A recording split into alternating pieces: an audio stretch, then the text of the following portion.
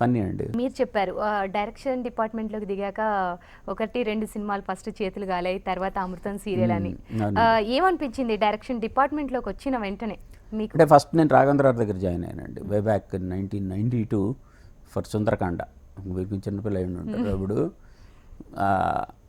ఆ సినిమాకి I was an assistant director అండి.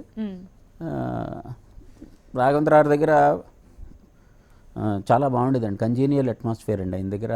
ఆయన చాలా మంచి, అంటే ఎక్కడా కూడా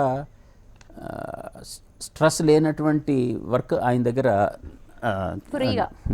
అవునండి, ఫ్రీగా చేసుకునేవాడు. అంటే ఆయన అప్పటికే లెజెండరీ డైరెక్టర్ అండి ఆయన. ఆయన దగ్గర ఛాన్స్ రావడమే గొప్ప. మా అన్నయ్య గారు కీరవాణి గారు తనే రికమెండ్ చేసి పెట్టించారండి. అప్పటికే ఆయన 2-3 సినిమాలు చేస్తున్నారు ఆయనతో. ఇలాగా మా తమ్ముడిని పెట్టుకోండి అంటే ఆయన పెట్టుకున్నారు.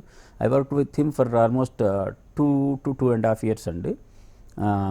ఆ టైంలోనే ఒక 4 movies వరకు వర్క్ చేశాను ఆయనతోటి. అన్నీ కూడా మంచి హిట్స్ అయినాయి. సుందరకాండ, అల్లరి ప్రియుడు, మేజర్ చంద్రకాంత్, తర్వాత ముద్దుల ప్రియుడు అని చెప్పేసి అలా 4 సినిమాలకు చేశాను నేను.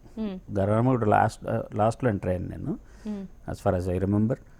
ఆ తర్వాత ఇలాగ ఈ అన్ని మంచి హిట్ సినిమాలకు పనిచేయటం, నేర్చుకుంటాం, సినిమా అట్మాస్ఫియర్కి అలవాటు అంటే ప్రాక్టికల్గా అండి. అంతకుముందు పరోక్షంగా అలవాటు ఉన్నప్పటికీ, అన్నయ్య ద్వారా లేకపోతే నాన్నగారు వాళ్ళ ద్వారా సినిమా ఫీల్డ్ అంటే ఏంటో తెలిసినప్పటికీ, ప్రాక్టికల్ ఎక్స్పీరియన్స్ వచ్చి రాఘవేంద్ర గారి దగ్గర అసిస్టెంట్ డైరెక్టర్గా చేసినప్పుడు తెలిసిందండి.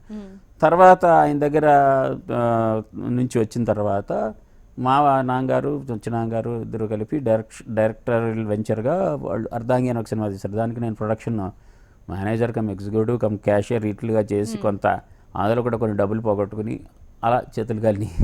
ఆ తర్వాత ఏం చేయాలి అని చెప్పేసి ఇప్పుడు ఏం చేద్దామని అనుకుంటుండగా గంగరాజు గారి దగ్గర నుంచి ఈ ఆఫర్ రావటం, ఈ అమృతం సీరియల్లోకి ఎంటర్ అవటం, అక్కడి నుంచి మళ్ళీ వేరే రూట్లోకి, ఐ మీన్ సినిమాస్ దీంట్లోకి రావడం జరిగింది.